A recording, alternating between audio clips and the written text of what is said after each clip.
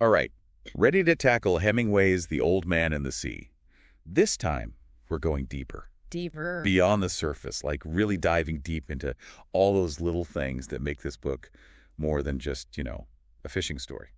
I'm intrigued. And what are our tools for this deep dive? We'll be using excerpts like straight from the text itself.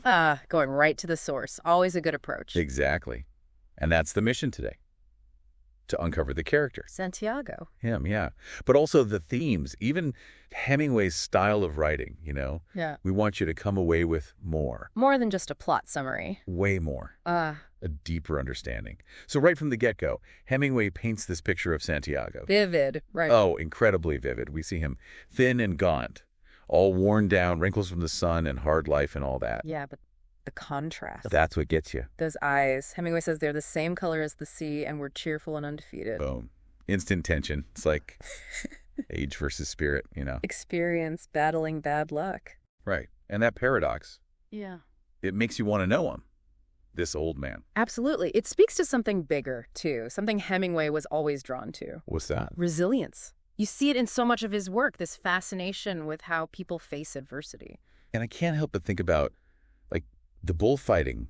Hemingway was obsessed with it, right? He was. Is it too much of a stretch to say he saw a connection, the bullfighter and the old man, both facing down something huge, something that could destroy them? Not a stretch at all. Hemingway loved that grace under pressure, that refusal to just break. Okay, so we can't talk Santiago without Manolin. The kid practically worships him, right? He does. Much more than just a sidekick, that's for sure. Way more. It's like they're almost equals in a way. Their bond runs deep even when they're pretending about stuff, like that whole missing fishing net bit, or... The yellow rice. Don't forget the yellow rice. Right, like they're having this feast back home when we know. Times are tough. Yeah.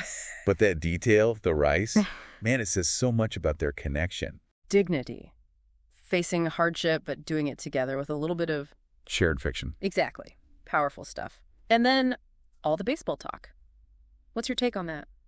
I got to be honest, at first I thought it was kind of random. Seemed out of place. A little.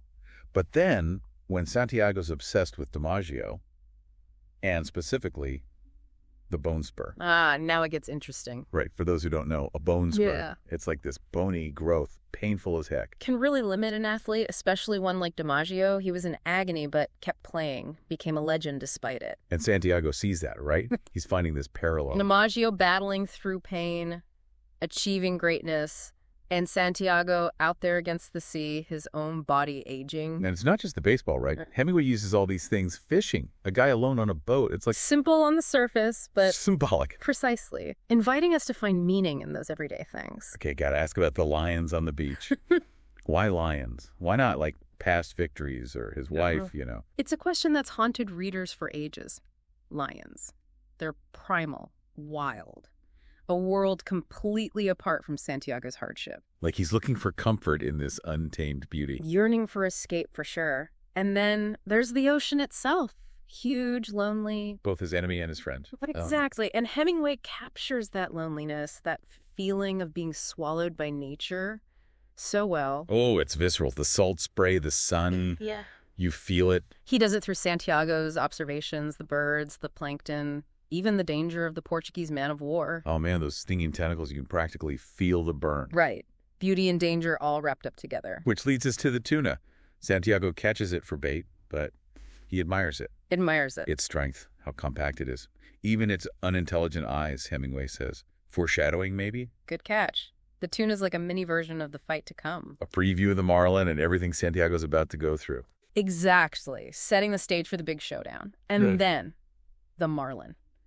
That moment when Santiago hooks him, bam, the story becomes this epic battle. Total shift in energy. It's like the whole book has been leading up to this. I feel it too, right? The intensity. Oh, absolutely. And Hemingway throws you right into the experience. You hear that line screaming out, the weight pulling the boat. You can practically feel Santiago's muscles straining. It's not just the physical fight, though. Hemingway's language, it gets almost... Ritualistic. That's the word. Like, it's this sacred act, more than just man versus fish. I never thought of it like that. What makes you say that? The reverence, I guess. There's this undercurrent of something spiritual happening alongside the struggle. It's a test. Of Santiago's strength, you mean? His will. his spirit even. Like he's part of this ancient lineage of fishermen all facing the same challenge. Whoa.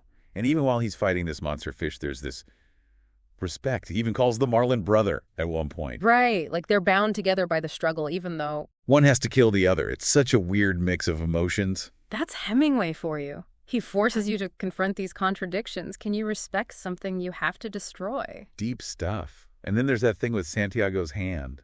It cramps up, right? It seemed like a small detail. Small details, big impact. Hemingway was a master of that. It's like his own body is betraying him, adding another layer to the fight. Exactly. The physical pain mirrors the mental and spiritual battle. He's falling apart on every level. And Hemingway doesn't shy away from it.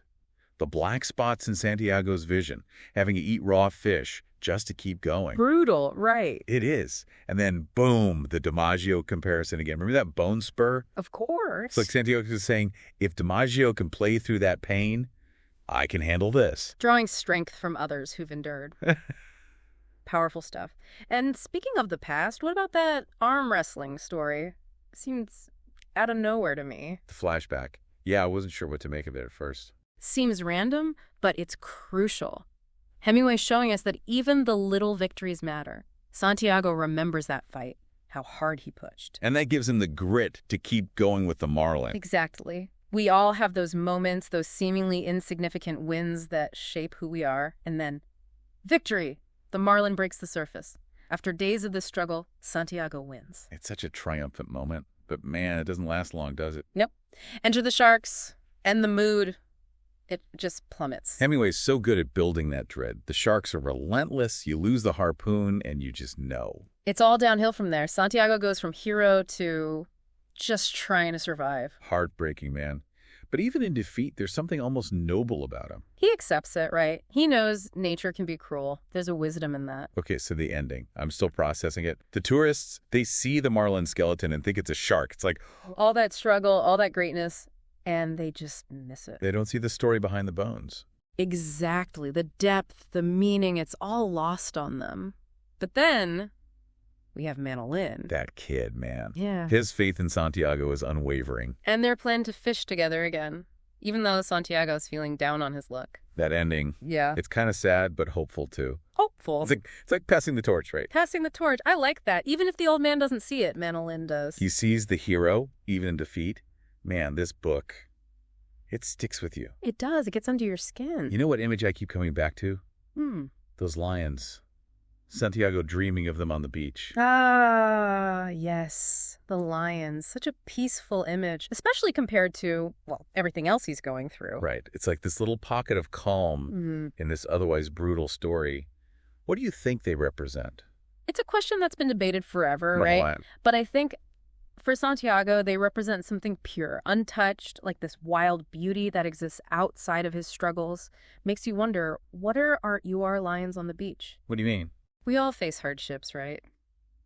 What do we turn to for comfort? What are those images, those memories that give us a break from the tough stuff? Interesting. Like our own little escapes. Exactly. And maybe that's part of the reason this book resonates so much. It speaks to that need we all have to find meaning, connection, maybe even just a little bit of grace when things are hard. Well, I think we've officially gone deep on The Old Man and the Sea today. We've certainly tried, uncovered some hidden stuff, wrestled with those big themes. And hopefully got you thinking about Hemingway in a whole new way. And remember, this is just the start, right? Oh, yeah. It's your turn to dive in now. Go back to the text, revisit those parts that stuck with you. Keep exploring. What are your lions on the beach? What resonated with you? Tell us about it. We want to hear your thoughts. Because that's what this is all about, right? Keeping the conversation going. Exactly.